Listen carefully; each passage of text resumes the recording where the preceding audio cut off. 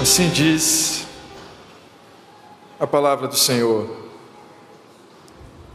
Por essa razão, eu, Paulo, o prisioneiro de Cristo Jesus, por amor de vocês, os gentios, se é que vocês ouviram falar a respeito da dispensação da graça de Deus, a mim confiada em favor de vocês. Pois, segundo uma revelação, me foi dado a conhecer o mistério, conforme escrevi há pouco resumidamente. Ao lerem o que escrevi, poderão entender a minha compreensão do mistério de Cristo, o qual em outras gerações não foi dado a conhecer aos filhos dos homens, como agora foi revelado aos seus santos apóstolos e profetas pelo Espírito. O mistério é que os gentios são co-herdeiros, membros do mesmo corpo e coparticipantes da promessa em Cristo Jesus, por meio do Evangelho, para o qual fui constituído ministro, conforme o dom da graça de Deus a mim concedida, segundo a força operante do seu poder. A mim, o menor de todos os santos, foi dada esta graça de pregar aos gentios o evangelho das insondáveis riquezas de Cristo e manifestar a todos qual é a dispensação do mistério que durante tempos passados esteve oculto em Deus, que criou todas as coisas. Isso para que agora, pela igreja, a multiforme sabedoria de Deus se torne conhecida dos principados e das potestades nas regiões celestiais, segundo o eterno propósito que Deus estabeleceu em Cristo Jesus nosso Senhor. Em Cristo temos ousadia e acesso a Deus com confiança, mediante a fé nele. Portanto, eu peço que não desanimem por causa das minhas tribulações em favor de vocês, pois isso é motivo de honra para vocês. Oremos mais uma vez. Senhor soberano, te agradecemos pela tua palavra, te pedimos que nos ajude com a nossa cegueira, que o Senhor ilumine os nossos olhos, para que, olhando para a tua palavra, possamos não ver apenas a palavra escrita, mas possamos ver a palavra que é Cristo. Em nome do Senhor Jesus nós oramos. Amém. É possível, ou seria possível, viver nesse mundo, ver tudo que esse mundo tem para mostrar, ouvir todos os sons desse mundo, experimentar no corpo, na carne, experimentar fisicamente tudo que esse mundo oferece, como todos experimentam, e ainda assim não entender esse mundo. É possível experimentar tudo nesse mundo, absolutamente tudo, todas as experiências, viver nele dia após dia, e ainda assim não entender o que cada dia significa.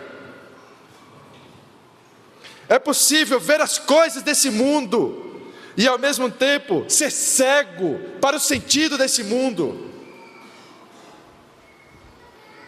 É possível acordar todos os dias e não entender o sentido do porquê abrir os olhos, porquê levantar, porquê fazer alguma coisa, porquê produzir, porquê trabalhar, porquê cuidar, porquê fazer as coisas. Se o mundo é o grande teatro de Deus, onde Deus mesmo escreve a peça, dirige a peça, sendo toda a história do grande teatro de Deus, é possível viver os atos do teatro de Deus e ainda assim não entender a peça. não entender o que o autor está querendo dizer, não entender qual é o sentido daquela peça, embora você possa viver os atos, ver os atos, experimentar os atos, não entender o sentido das coisas. Um livro que demonstra essa tensão, e a gente já citou esse livro outras vezes em nossos sermões, é um livro do Barnanou chamado O Diário de um Pároco de Aldeia. Esse livro traz a história de um jovem pároco, recém-ordenado ao ministério, que começa a pastorear uma paróquia numa cidade pequena, comum. Alguns, lendo o livro, podem dizer chata, as coisas vão acontecendo todos os dias, como tem que acontecer, na vida de todo mundo, mas esse pároco, ele parece ver as coisas de uma forma diferente. Ele parece que ele não está vendo apenas aquele ato maçante de todos os dias, repetitivo, chato, mas ele parece que está vendo alguma coisa a mais. E o grande problema desse pároco é que parece que ele está vendo o que mais ninguém vê, só ele vê. E por só ele ver, ele acaba experimentando uma série de problemas, um monte de tensão em termos de relacionamentos sociais, ele experimenta doença no próprio corpo. Então, enquanto todos os personagens estão vivendo na superfície, o pároco parece que está vendo alguma coisa a mais, ele está entendendo alguma coisa a mais. Ele está vivendo todos os dias. Os dias do pároco são repetitivos, como são os dias de todas as outras personagens. Mas parece que mesmo nesses atos repetidos, ele está vendo alguma coisa que os outros não veem. Ele parece que é o único que está envolto na contemplação do sentido último das coisas. E é o único que está tentando esclarecer para os outros que aqueles elementos que estão acontecendo, os fatos, as experiências das personagens, significam mais do que a experiência em si, que tem algo a mais. E a pergunta que fica, que é a pergunta do livro também, e é a pergunta do nosso texto de hoje, é como lidar com o mundo hostil, como lidar com o mundo que vive na superfície, sem perder o real significado das nossas experiências nesse mundo. Como lidar com o mundo que não ama Deus, que não ama o Evangelho, que não ama a igreja, que não entende a Deus, que não vê e não compreende o grande teatro de Deus, mas como cristãos podem lidar com o mundo hostil, sem perder o real sentido de todas as coisas, sem perder o sentido das coisas que nos acontecem todos os dias.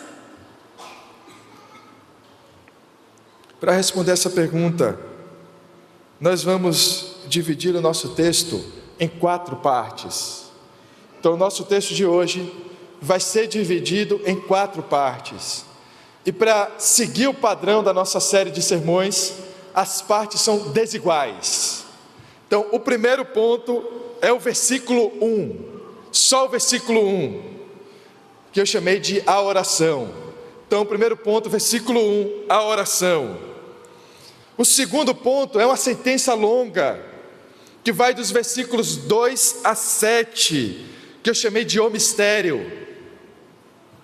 O terceiro ponto também é uma sentença longa, que vai dos versículos 8 a 12, que eu chamei de a pregação. E o nosso quarto ponto é o versículo 13. Então nós começamos com o versículo 1, a oração, versículos 2 a 7, o mistério, versículos 8 a 12, a pregação, e versículo 13, o encorajamento. Oração, mistério, pregação e encorajamento são os 4 pontos do nosso texto de hoje. Olhem novamente para o primeiro versículo do nosso texto. Ele começa com por esta razão. Por esta razão, Paulo está considerando tudo aquilo que foi ensinado até agora. por essa razão, pelos benefícios que recebemos por Cristo, porque agora os gentios são povo de Deus, porque agora os gentios também são igreja, porque o mistério de Cristo foi revelado, por causa de tudo isso que eu tenho ensinado, dos benefícios de que Deus tem um povo e sempre teve um só povo, e esse povo vai ser resgatado pelo mistério que é a revelação de Cristo, a salvação em Cristo. Por causa de tudo isso, ele diz: eu, Paulo, o prisioneiro de Cristo Jesus. Então, duas coisas são importantes. Primeiro, relembrar o que a gente ouviu até aqui, porque Paulo está se referindo aos textos de Efésios 2 e também de Efésios 1, especialmente ao texto de Efésios 2, mas também considerando o texto de Efésios 1. A segunda coisa importante para a nossa série, que a gente precisa lembrar também nesse texto, é a imagem do soldado. Lembram que a gente tem trabalhado a imagem do soldado? Existe um soldado, Paulo está preso, e existe um soldado fazendo a guarda, guardando, protegendo, para que Paulo não fuja, não escape. Paulo está preso, e Paulo está ditando essa carta. Paulo está ditando essa carta para alguém que está copiando e vai enviar depois para a igreja em Éfeso. Agora imagine o soldado representando o poder de Roma, parado com a sua armadura completa, a espada embanhada no canto ali da prisão de Paulo, ouvindo Paulo dizer o seguinte: eu, Paulo, prisioneiro de Cristo Jesus, eu, Paulo, que estou preso, mas não por Nero, não pelos soldados romanos, mas eu sou prisioneiro de Cristo. Então, lembre-se dessa imagem, não perca essa imagem de vista. Paulo está ditando e o soldado está ouvindo. Considere o que esse soldado está ouvindo, considere como ele deveria reagir a isso. No mínimo ele poderia dizer: eu acho que esse homem está maluco, porque ele claramente está preso por Roma. Ele mesmo pediu para vir para Roma, ele mesmo, como cidadão romano, pediu para ser julgado em Roma, porque ele estava preso. Ele sabe que ele está preso. Eu estou aqui representando o poder de Roma. Mas Paulo não se importa com Roma, ele não se importa com Nero, ele não se importa com soldado. Ele diz: eu, Paulo, prisioneiro de Cristo. E a terceira informação importante nesse primeiro versículo, ele relembra o que ensinou até agora, diz: por esta razão, eu, Paulo, não prisioneiro de Roma, mas prisioneiro de Cristo. O soldado está ouvindo o que Paulo está dizendo, diz: por amor de vocês, os gentios. Paulo, mais uma vez, precisa reafirmar a natureza do seu ministério. Veja como esse versículo resume brevemente tudo que a gente viu até agora. O ensino de Paulo está presente, a imagem do soldado está presente e o ministério de Paulo está presente. Ele está dizendo: eu estou preso por Cristo, por amor de vocês, gentios. É por amor de vocês que eu estou pregando, porque ele já havia falado e já havia anunciado que o seu ministério, como nós sabemos, é o ministério de anúncio do evangelho aos gentios, ao povo que antes não era povo. Paulo não é um gentio, Paulo não é um gentio, e por isso ele diz: por amor de vocês, gentios, porque ele não é um gentio. Ele é um judeu, ele é um cidadão romano também, mas é um judeu, de direito. Mas ele diz: por amor de vocês, gentios, é que eu, Paulo, sou prisioneiro de Cristo.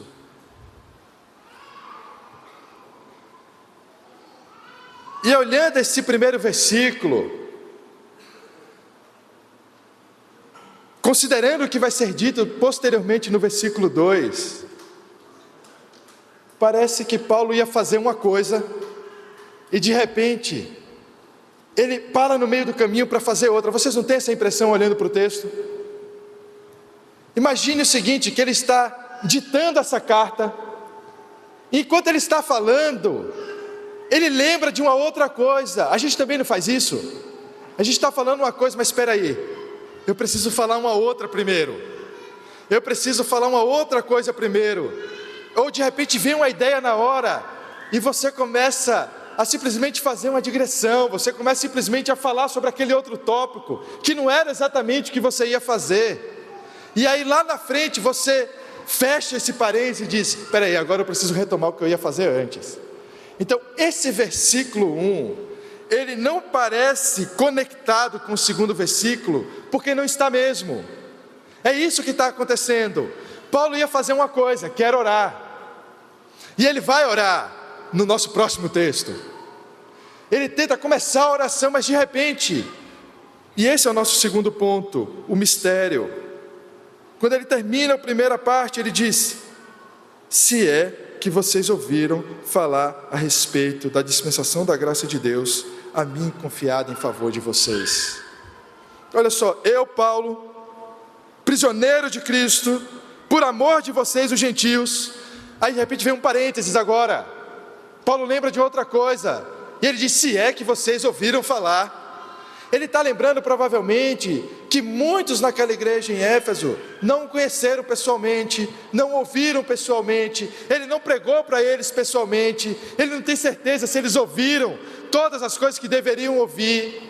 E ele diz: olha, vocês têm ouvido, não de mim, mas de outros, do meu ministério, daquilo que eu tenho anunciado. E por isso ele começa a fazer uma digressão antes de desenvolver a oração que estava propondo.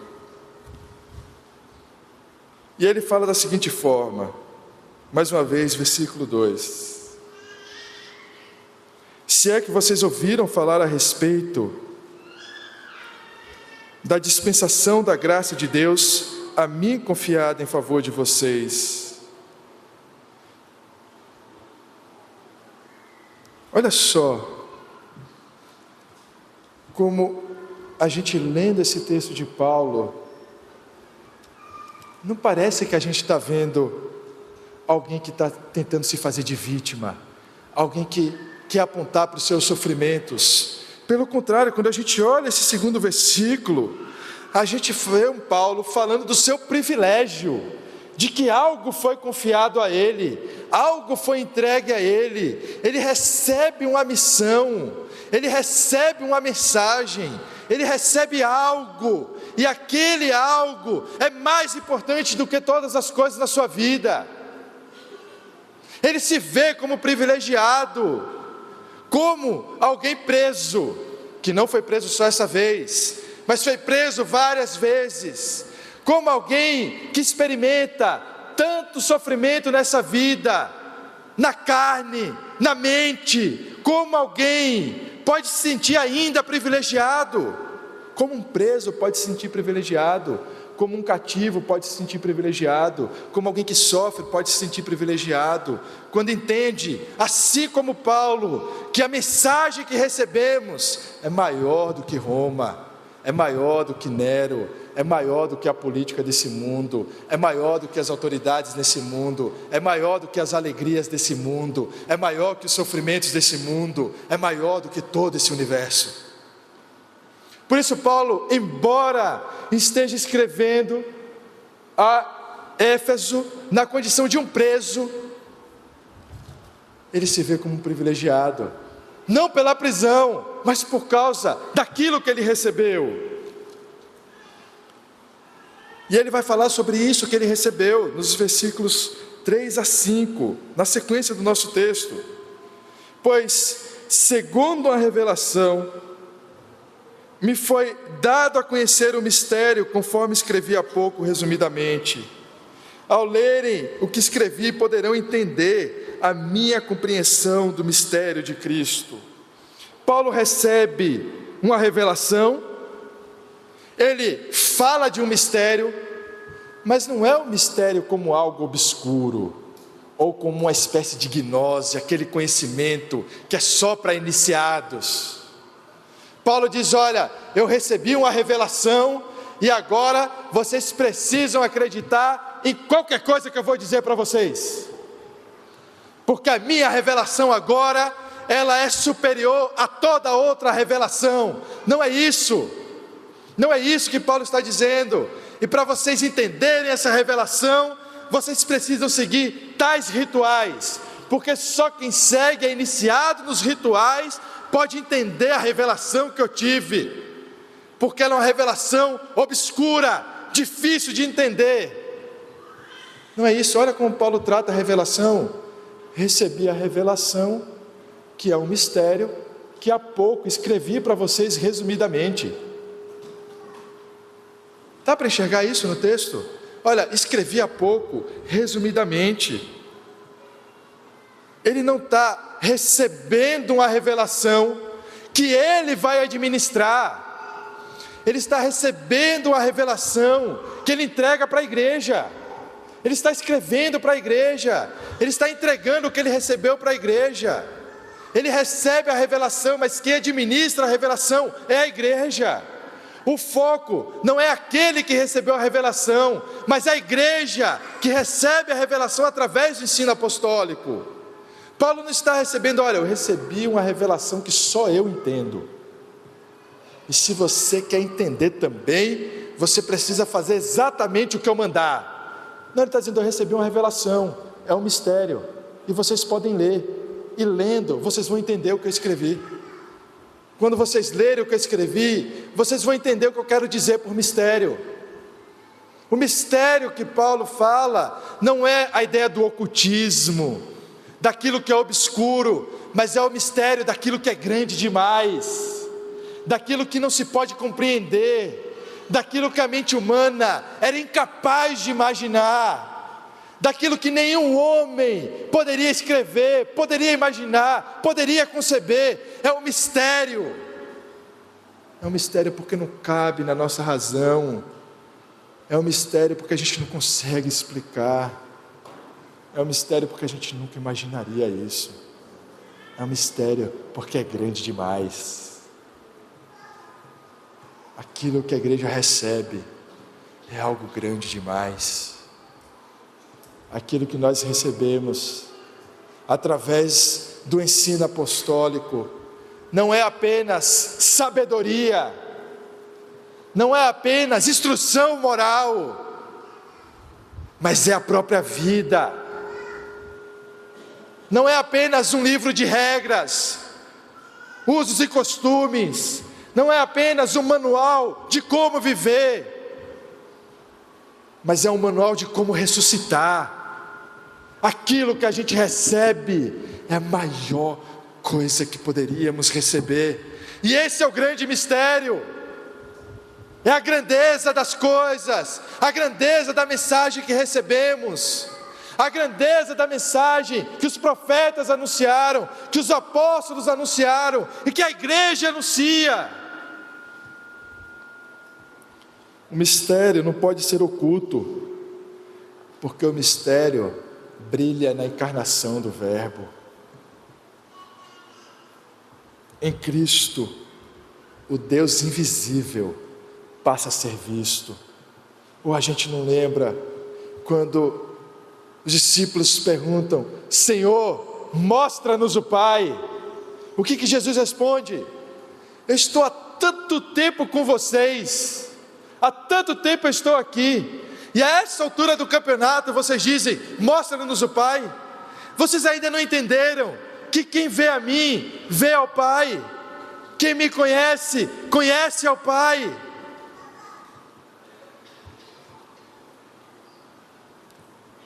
O mistério é o mistério encarnado, é o mistério vivo, é o mistério que andou nesse mundo, é o mistério que teve a sua carne partida, e agora o corpo de Cristo é repartido não apenas entre os judeus, mas o corpo de Cristo também é repartido entre os gentios.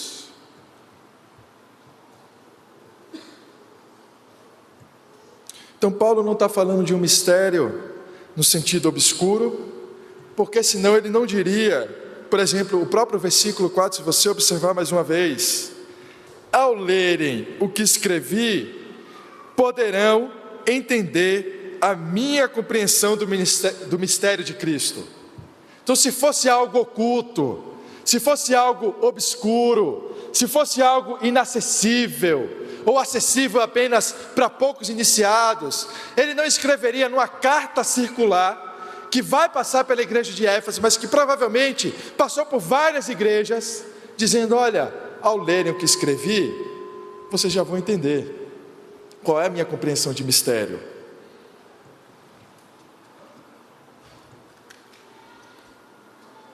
E ele fala que esse mistério é um mistério que foi revelado.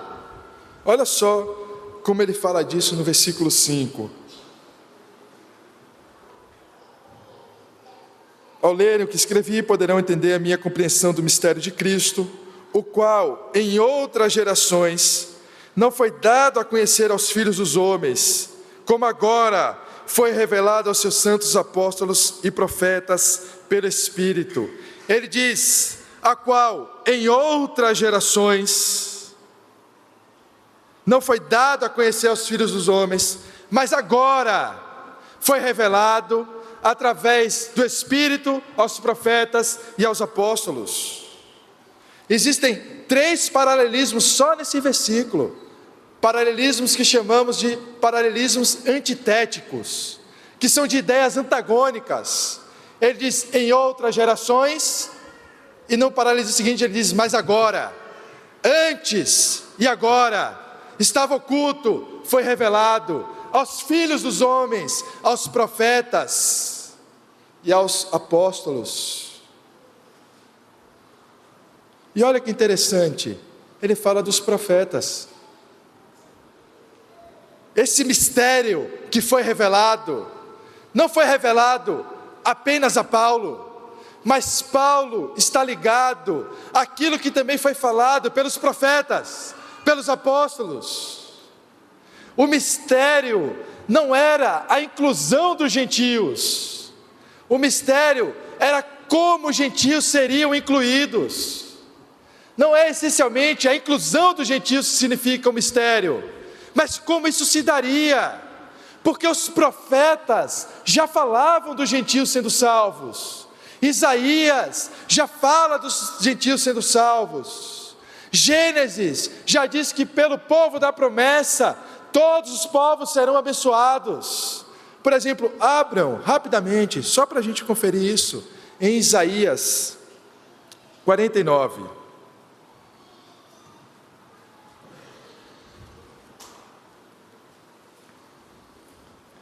Isaías 49, 6.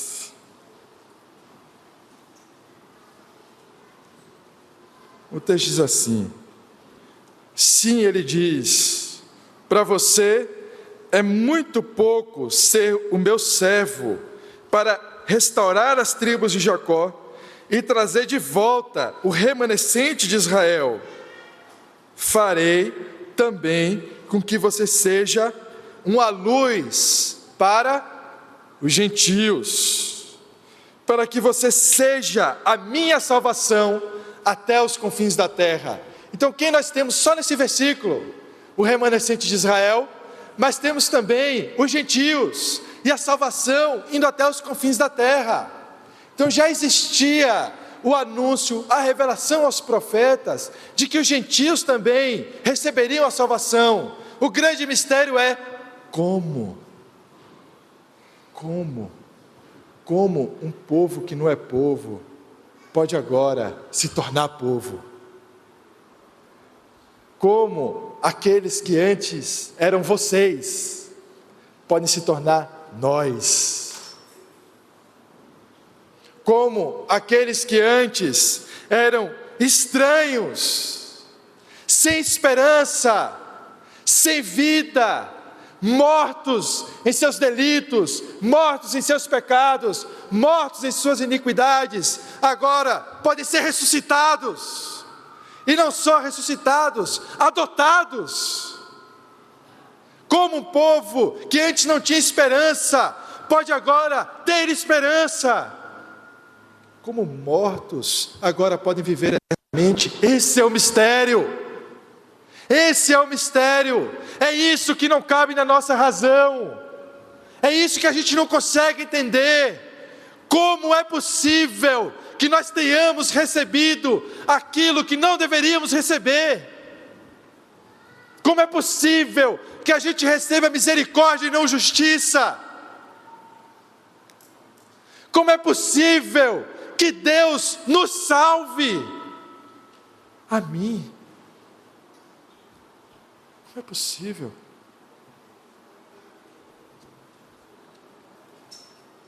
Como aqueles que não entendiam, como as outras personagens do livro do pároco de aldeia, aqueles que não entendiam o sentido do mundo, agora podem olhar para os eventos desse mundo e entender que tem algo a mais.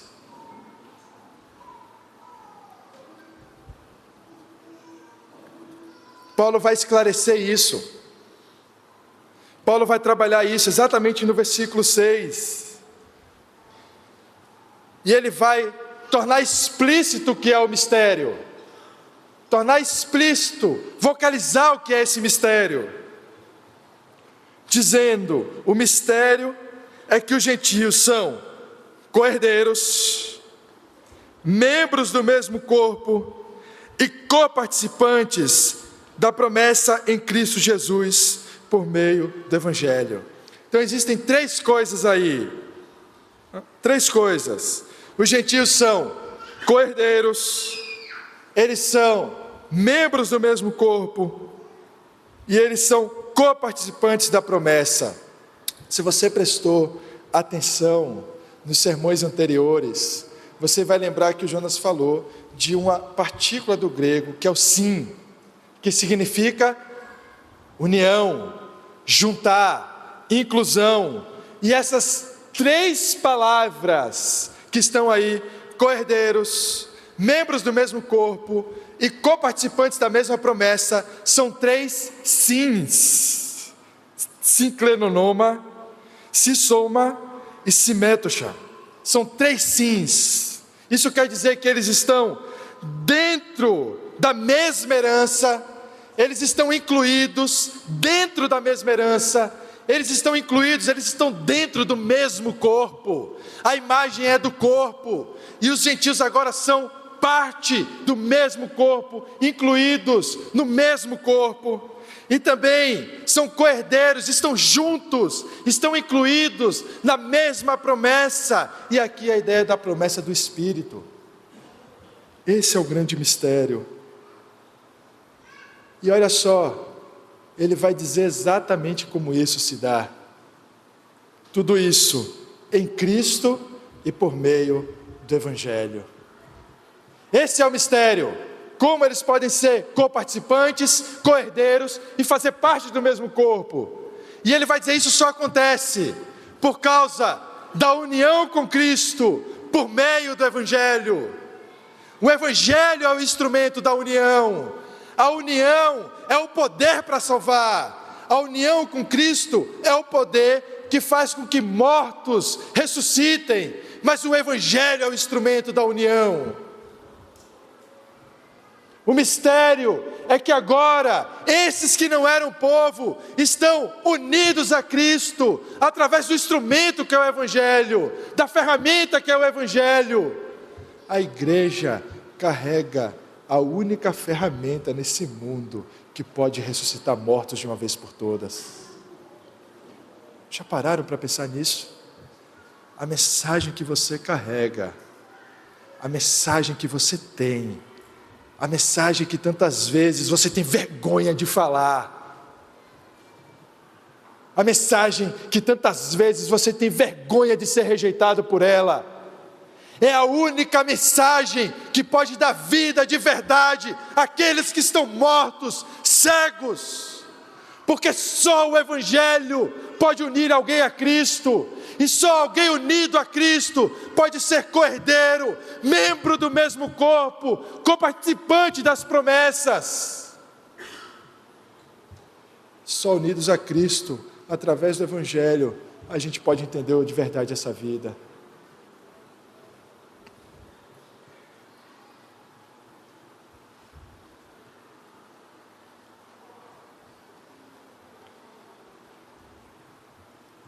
Paulo continua falando agora a partir do nosso terceiro ponto, sobre a pregação.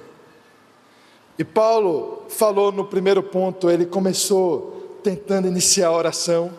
A gente viu que nos versículos 2 a 7, ele de repente começa a fazer a digressão, e ele está falando sobre o ensino, sobre o mistério. A partir de agora, no versículo 8, ele vai falar do seu ministério, ele vai falar dele, da pregação dele, da função dele. E ele começa dizendo: a mim, o menor de todos os santos. Então Paulo não está aqui se fazendo de coitadinho, sabe aquela cara de cachorro pidão, né? Aquele que você fica, ai que dozinho, ele deve estar com fome. Não sei o que acontece, todo mundo que olha para o olho do cachorro acha que ele está com fome. E aí o cachorro está obeso, e a pessoa continua dando comida, porque toda hora ele está com fome. É a mesma coisa com o bebê, né? Você olha o bebê e diz: ih, ele está com fome. Ele falou qualquer coisa, é fome.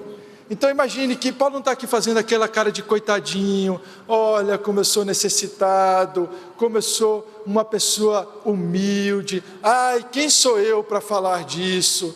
Quem sou eu para pregar o Evangelho? Eu sou muito pequenininho. Não é um coitadismo de Paulo, não é uma falsa modéstia, até porque Paulo não está sendo motivado pelo temor dos homens. O temor dos homens é o que faz a gente olhar para os homens e dizer: olha para mim como eu preciso de atenção, olha, eu sou tão coitadinho, eu sofri tanto nessa vida. Isso não é nenhuma novidade. Quando a pessoa diz: olha, eu sofri tanto nessa vida, é sério, você queria o quê? Qual é a novidade disso? Quem na face dessa terra não sofre? Qual é a novidade? Você quer o quê? Tapinha nas costas? Você quer um joinha? Você quer um carimbo? Uma estrelinha? O que você quer? Me diz que eu te dou. Por que você está dizendo isso? Todo mundo sofre, a gente sabe o que é sofrer, a gente compartilha da mesma finitude, a gente compartilha das mesmas necessidades. Cada um tem seus sofrimentos diferentes, mas todos nós temos. Então Paulo aqui não está se dizendo: olha, eu sou muito pequenininho, porque a comparação dele não é com outros homens. Paulo não está se comparando com outros homens. Paulo não está se comparando com iguais. Paulo não está se comparando com aqueles que compartilham das mesmas necessidades. Paulo está se comparando com Cristo. Com Cristo. E por causa disso ele diz: eu sou o menor.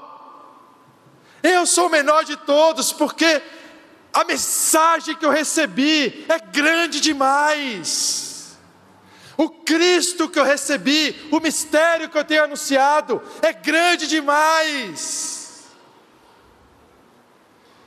Esse menor de todos é a ideia de que ele é indigno da mensagem, como todo homem é indigno da mensagem, como todo pastor que proclama o Evangelho é indigno da mensagem, como todo cristão que anuncia o Evangelho é indigno da mensagem, porque a mensagem é muito maior do que qualquer um de nós.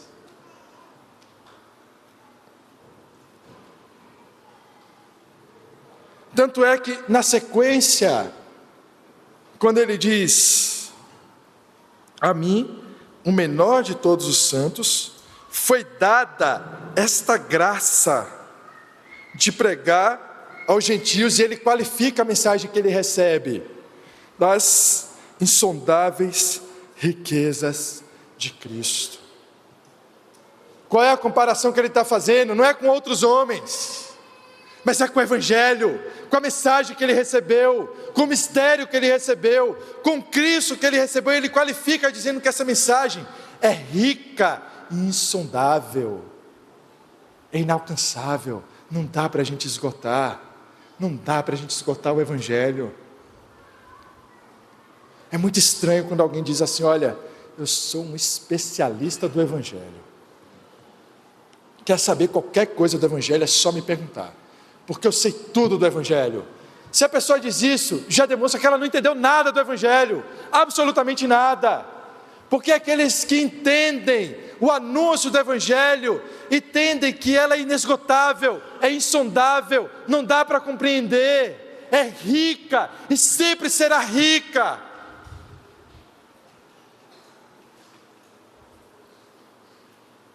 Não dá para contabilizar,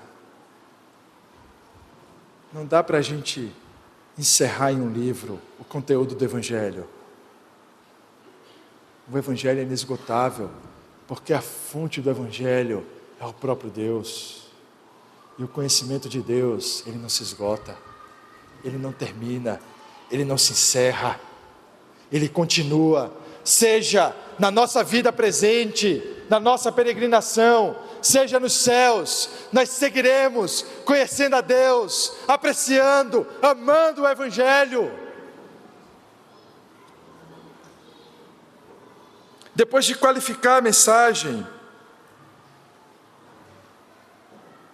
ele continua dizendo: e manifestar a todos qual é a dispensação do mistério, que durante tempos passados esteve oculto em Deus, que criou todas as coisas.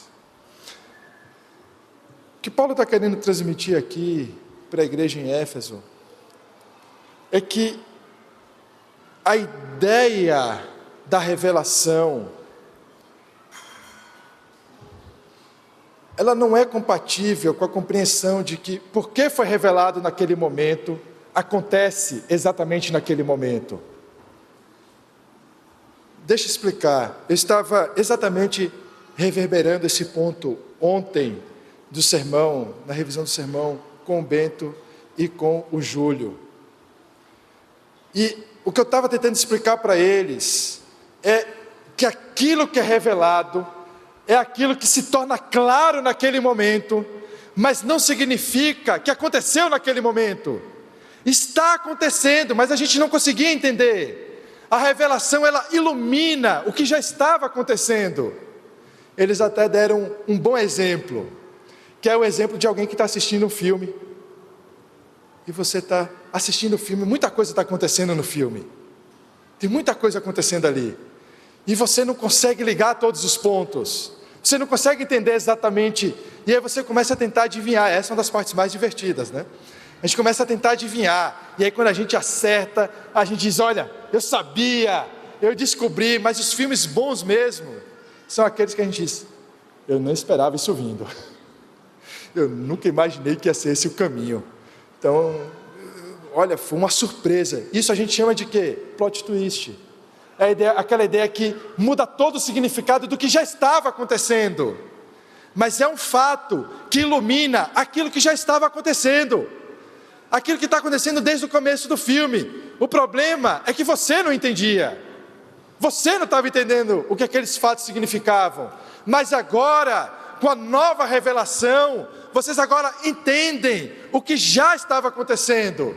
Então a revelação não é a ação, não está acontecendo naquele momento, mas está sendo revelado o que Deus está fazendo desde sempre. O que está sendo revelado em Cristo é o que Deus está fazendo desde sempre. Desde sempre Deus tem um povo, desde sempre esse povo não vai ser perdido, desde sempre Ele resgata o seu povo, aqueles que são seus, Ele mantém, Ele sustenta, desde sempre. Não é como se Deus, por exemplo, tivesse dito o seguinte: eu escolhi Israel, escolhi mal, eu achei que esse povo ia ser fiel, mas puxa vida, errei. Eu vou escolher a igreja, porque se fosse assim, ele teria errado de novo. Considerando nós que estamos aqui, a gente diz: olha, Senhor, tenta de novo. Às vezes na terceira dá certo, porque Israel não deu certo, a igreja não está andando muito bem. Quem sabe um próximo plano funcione. Tenta mais uma vez. Não é como se Deus estivesse abandonando Israel, porque Israel agora foi infiel e estivesse tentando de novo. Ele sempre teve um só povo. desde sempre, desde a eternidade. O Senhor tem um povo que é dele. A mensagem que chega até os gentios não chega por acidente, não chega sem querer, não chega, puxa, olha, nunca imaginei, Deus olhando dos céus, né? Olha, nunca imaginei que os gentios agora fossem entender o Evangelho. Que surpresa! Isso não acontece por acidente, não é surpresa para Deus. Mas isso é o que Ele pretendia desde sempre. A gente não entendia, mas naquilo que é revelado, agora a gente pode entender.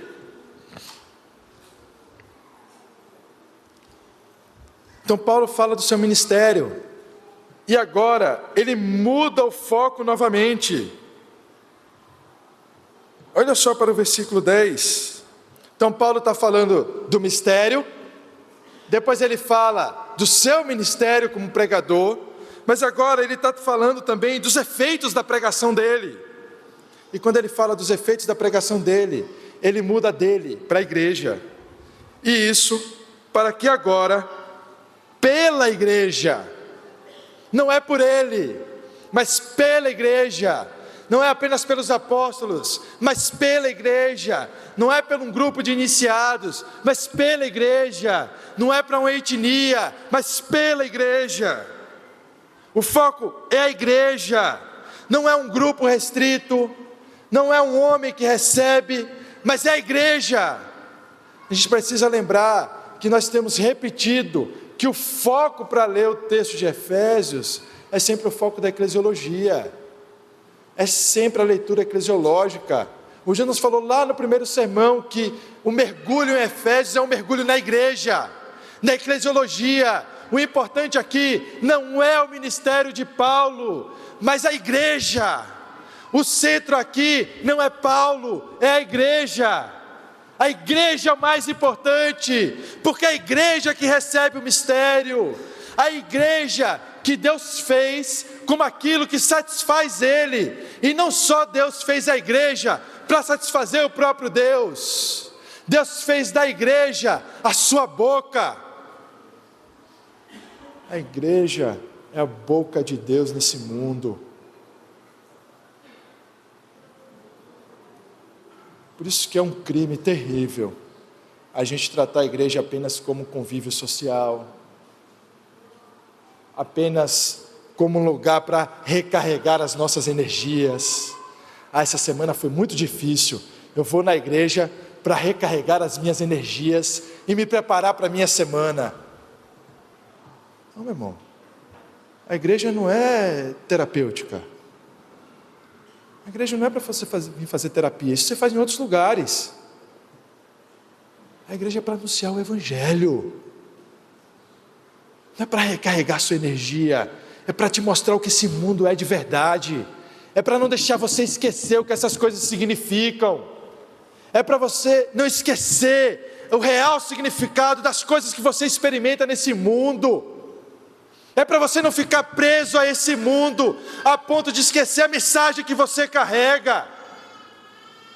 A igreja é para botar você no seu lugar, e lembrar que nós precisamos anunciar o Evangelho, porque acima de qualquer realização nesse mundo, de qualquer coisa que possamos alcançar nesse mundo, Deus nos fez a sua boca para esse mundo. O que importa as coisas que a gente pode perder, o mais importante é que a gente anuncie o Evangelho. E o testemunho da igreja, o testemunho que nós carregamos, se vocês ainda não entenderam o tamanho do testemunho que nós carregamos, Paulo nos mostra que o testemunho da igreja vai além da matéria, vai além desse mundo material, vai além da finitude das coisas, vai além daquilo que a gente pode ver, daquilo que a gente pode tocar, porque ele diz que o testemunho da igreja é cósmico, porque os principados, as potestades nas regiões celestiais estão olhando o que a igreja testemunha. O testemunho da igreja não é apenas para esse mundo, mas o testemunho da igreja ecoará pela eternidade. Aquilo que Deus te deu a fazer agora será ecoado por toda a eternidade. Não encerrará quando nós não estivermos aqui, mas em toda a eternidade o testemunho da igreja estará presente. Ecoará dizendo: Jesus Cristo é o Senhor, Jesus Cristo é o Rei, Ele me salvou, Ele é o Senhor, Ele me revelou as coisas, Ele me tirou da miséria, do pecado, da desgraça, da morte e me deu a vida. Nós teremos a graça, a alegria de eternamente anunciarmos que fomos resgatados por Cristo. As coisas que você faz nessa vida, a maioria delas se encerrarão aqui, terminarão nesse mundo, terminarão quando você não estiver mais aqui, quando eu não estiver mais aqui. Mas para aqueles que morrem em Cristo e anunciam o Evangelho, tem um testemunho cósmico que ecoará por toda a eternidade. E mais uma vez, a gente precisa lembrar daquele soldado, parado ali no canto, ouvindo todas essas coisas, e vendo que aquele homem que está ali, não está preso por nenhuma autoridade, porque é isso que Paulo está dizendo. Aqueles que carregam a mensagem do Evangelho, eles não podem ser parados por nenhuma autoridade, porque as autoridades elas não permanecerão. Os políticos desse mundo passarão, os debates desse mundo passarão, até os debates teológicos, principalmente esses, porque esses às vezes são mais demoníacos do que os debates políticos. Então esses também vão passar, eles vão passar, mas a mensagem do Evangelho vai permanecer, a autoridade de Cristo vai permanecer, a autoridade do Evangelho vai permanecer. O poder de Cristo é o único poder legítimo nesse mundo.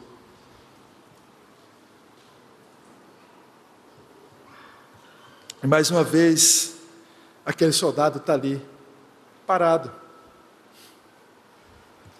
ouvindo aquele homem preso. Agora, no versículo 12, fala: em Cristo temos ousadia e acesso a Deus com confiança, mediante a fé nele. A ideia que Paulo está traduzindo aqui é a ideia do livre acesso a Deus. O que Paulo está dizendo é que em Cristo nós temos livre acesso a Deus. E o soldado deveria estar se perguntando: como assim livre acesso? Você está preso aqui, você está encarcerado aqui, provavelmente você vai ser julgado aqui, e você morrerá aqui. Como esse homem pode falar de livre acesso a Deus, de qualquer tipo de liberdade? A vida dele está com os dias contados. Mas Paulo está dizendo que na união com Cristo, através do seu instrumento que é a pregação do Evangelho, temos livre acesso a Deus. Vocês ainda não entenderam isso? Vocês ainda não entenderam o que isso quer dizer? Parece realmente que a gente não entende, porque se nós entendêssemos exatamente o que Paulo está dizendo, nós dobraríamos os nossos joelhos sempre que possível e oraríamos a Deus. E parece realmente que a gente não entende, porque como temos dificuldade para orar, como temos dificuldade para falar com Deus, como temos dificuldade para confessar a Deus, como se algo pudéssemos esconder dele. Vocês ainda não entenderam? O que Paulo está dizendo é que a gente não precisa esperar os céus. Nós temos livre acesso a Deus agora. Nós não precisamos esperar os céus. Não precisamos esperar a vida além dessa matéria. Hoje, agora, por Cristo, através da pregação do Evangelho, você tem livre acesso a Deus. Você, pecador, pode se dirigir a Ele. Você, miserável, pode falar com o Senhor Santo. Você, desgraçado, pode clamar por misericórdia, por salvação.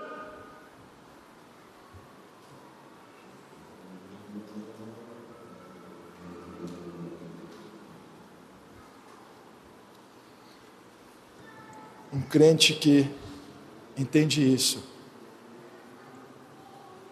um crente que compreende o acesso com ousadia a Deus, é um crente que não pode mais ser encarcerado, ele não pode mais ser preso, ele sequer pode ser morto. Mas Jeff, o que você está dizendo? Como assim? Paulo está preso e vai ser morto. Mas ele está dizendo que mesmo na sua prisão ele é livre, porque as prisões podem prender o corpo, mas não podem prender o seu espírito. Ele pode estar preso fisicamente, mas ele tem livre acesso a Deus. E ainda que a sua vida seja ceifada, a morte não terá a resposta final. Se o prendem, ele tem acesso a Deus. Se o matam, ele está com Deus. Um crente que entende a grandeza do Evangelho não pode mais ser preso, não pode mais ser morto, porque quer ele seja preso, quer ele seja morto, ou ele tem acesso a Deus, ou ele está na presença do próprio Deus.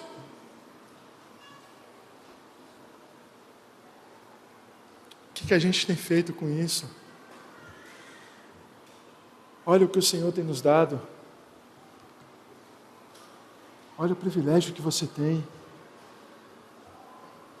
Olha aquilo que o Senhor tem entregue a você. Olha a graça que Ele tem te dado. O que você tem feito com isso? Em Cristo, através do Evangelho, temos livre acesso a Deus.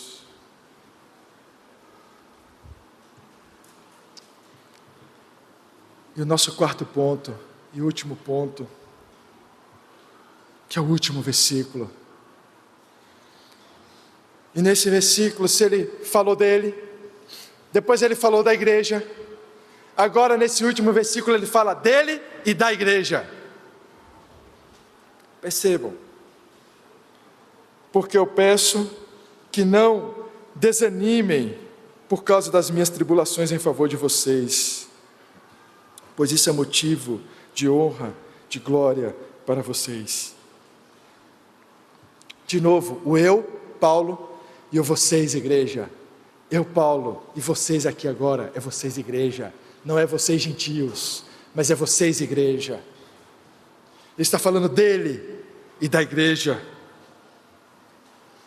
Paulo, mais uma vez, está dizendo, ele já falou, ele não é cativo de Nero. Está dizendo à igreja, olha, não desanime por causa da minha prisão. Eu não sou cativo de Nero. Eu não sou cativo de Roma. Eu sou prisioneiro de Cristo. Paulo está dizendo que a prisão dele deve ser julgada pela mensagem que ele proclamou. Paulo não está preso ali porque ele foi um criminoso, porque ele tirou a vida de alguém, porque ele roubou alguém, mas ele está preso porque ele falou do Evangelho. Paulo é privado de uma vida confortável por causa do Evangelho. Paulo sofre por causa do Evangelho. Paulo está numa situação de sofrimento por causa do Evangelho. E olha só, como até o encorajamento cristão ele é diferente. Porque ele está dizendo que esse meu sofrimento não desanime vocês, pelo contrário, que esse sofrimento encoraje vocês. Como é possível? Imagine a situação da igreja em Éfeso. Paulo está preso sem cometer nenhum crime. Ele está preso porque ele anunciou uma mensagem. E aí ele está escrevendo para a igreja, dizendo que a igreja deve anunciar a mesma mensagem. Então, o que você acha que aqueles irmãos estavam pensando? Puxa, o resultado desse anúncio, para Paulo, não foi dos melhores. E Paulo está querendo que eu anuncie a mesma coisa. Se ele foi preso, eu também vou ser preso. Se ele for julgado, provavelmente eu também vou ser julgado. Então ele está escrevendo: não desanimem, eu não vou ser julgado por Roma, minha vida não está nas mãos de Nero, mas eu sou um prisioneiro de Cristo. Se você olha para esse encorajamento de Paulo, e ele não faz sentido para você, talvez vocês ainda não entenderam o Evangelho. Olhem para Cristo, olhem para Cristo. Erra um cristão que quer a glória sem o sofrimento, porque o cristão que quer a glória sem o sofrimento não quer Cristo, não quer Cristo, ele quer alguma outra coisa, ele quer uma recompensa apenas, ele quer uma estrelinha apenas, porque aqueles que querem realmente a Cristo não podem desejar a glória sem o sofrimento, porque em Cristo, sofrimento precede a glória. Mas é interessante que Paulo fala dos sofrimentos dele, mas a honra é de quem? De quem é a glória? De Paulo? Ele fala, os sofrimentos são dele, mas a honra é da igreja, não é dele. De novo, o importante não é Paulo, não é o indivíduo, mas é a igreja. Ele está dizendo, os sofrimentos são meus, mas a glória é de vocês. As dores são minhas, mas a honra é de vocês. Todas as vezes, meu irmão, todas as vezes, minha irmã, que um cristão sofre pelo Evangelho, que um cristão experimenta a hostilidade desse mundo com relação ao Evangelho, todas as vezes que um cristão é excluído desse mundo por causa do Evangelho, a igreja recebe glória, porque todas as vezes que o cristão sofre por causa do Evangelho, ele se aproxima de Cristo.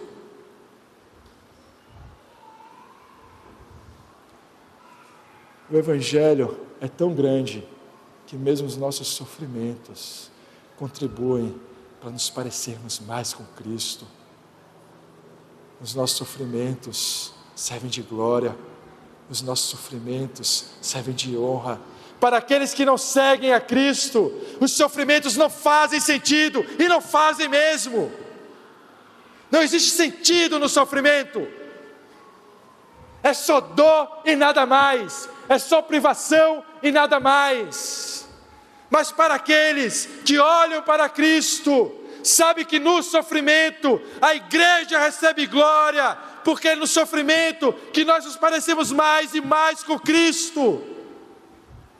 É por isso que Paulo está dizendo que os meus sofrimentos encorajem vocês, que as minhas dores fortaleçam vocês, que o meu sofrimento seja glória, seja honra para vocês, não para que vocês olhem para mim, mas para que vocês olhem para Cristo, o mistério encarnado, revelado.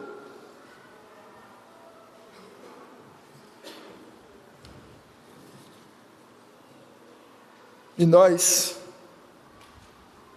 retornamos ao nosso pároco da introdução, o pároco que vivia no meio de um mundo hostil, vivia no meio de um mundo que parecia não entender o real significado das coisas, e a pergunta que fizemos lá no início foi como lidar com o mundo hostil, sem perder o real significado das nossas experiências nesse mundo. Nós abrimos com a imagem do pároco e o mundo hostil, com a ideia de como viver nesse mundo, sem perder de vista o real significado das coisas.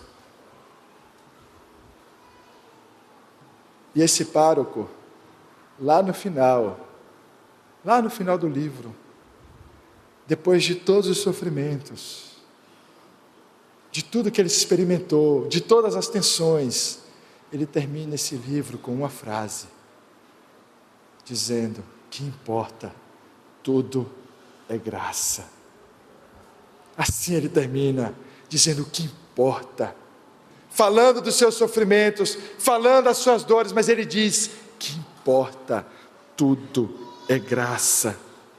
É a graça de sermos encontrados por Cristo, a graça de recebermos uma herança que não era nossa, a graça de recebermos o corpo de Cristo, nós os gentios, que não estávamos incluídos nesse corpo, a graça de recebermos o penhor, o próprio Espírito, garantindo, testificando que a nossa salvação será consumada, que o nosso Senhor voltará e que nós hoje podemos ter livre acesso a Deus. Mas se tudo é graça, qualquer coisa que experimentarmos nesse mundo é graça. A graça é a graça também de sofrer pelo Evangelho. Não é a alegria de sofrer, não é o prazer do sofrimento, mas é o prazer do sofrimento pelo Evangelho.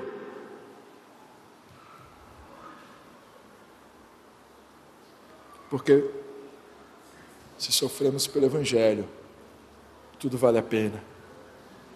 Se através dos nossos sofrimentos que sejam, outros puderem ter as suas vistas iluminadas, se através do nosso testemunho nesse mundo, cegos puderem abrir os seus olhos, se através do nosso testemunho, seja das nossas alegrias, seja dos nossos sofrimentos, outros puderem ser resgatados, outros puderem ser salvos, outros puderem ser ressuscitados, vale a pena sofrer pelo Evangelho, vale a pena anunciar o Evangelho, vale a pena viver pelo Evangelho, vale a pena amar o Evangelho, vale a pena amar essa igreja, ainda que ela nos machuque, ainda que nós estejamos frustrados com a igreja, vale a pena amar essa igreja, porque Cristo amou essa igreja.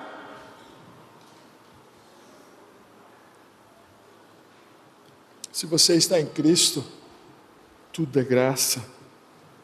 Se você está em Cristo, unido a Ele, em Cristo, tudo nessa vida é graça. Porque tudo nessa vida nos levará constantemente a Ele, e só a Ele. É Ele que nós desejamos, que nós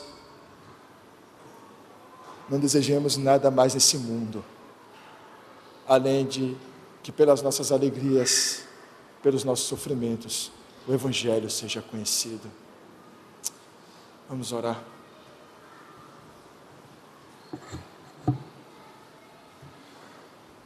Obrigado, Senhor, pela Tua infinita graça. Nós, que não éramos povo, agora somos povo. Nós que antes não tínhamos esperança, agora vivemos para Cristo.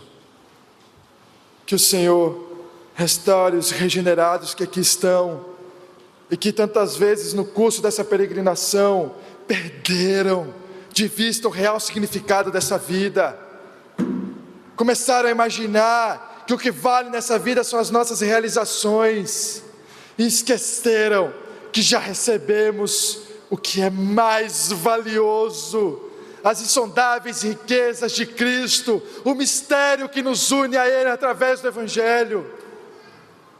Se aqui estão pessoas que nunca ouviram esse Evangelho, que o Senhor lhes faça conhecer que tudo é graça, que nada nessa vida vale a pena sem Cristo, que tudo nessa vida passará, mas a nossa união com Cristo permanecerá pela eternidade. Que o Senhor abra os seus olhos, restaure os seus corações, lhes dê arrependimento, lhes ponha clamor nos lábios, porque o Senhor os perdoará. Sustenta essa igreja, Senhor. Sustenta essa igreja como testemunho vivo do Teu triunfo. Sustenta essa igreja, não pelas nossas qualidades, mas porque Cristo está presente. E porque através dele, nós com ousadia podemos clamar, nos sustenta, Senhor. Nos dá a graça de sermos o símbolo do Teu triunfo nesse mundo, o símbolo de que todas as autoridades passarão, mas o Senhor permanecerá, e nós permaneceremos em Ti, Senhor. nos ajuda, nos dá graça, em nome do Senhor Jesus. Amém.